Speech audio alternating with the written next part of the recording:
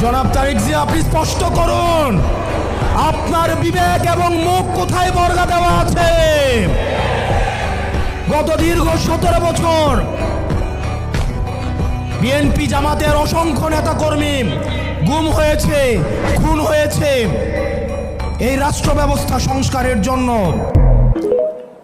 আজকে যখন রাষ্ট্র ব্যবস্থা সংস্কারের সুবর্ণ সুযোগ তৈরি হয়েছে, অত্যন্ত পরিতাপের বিষয়, কিছুদিন হয়তো পরে আমরা শুনতে পাবো হাসিনা ছাড়া ফ্যাসিবাদ ব্যবস্থার সবকিছুই আপনারা রেখে দেন।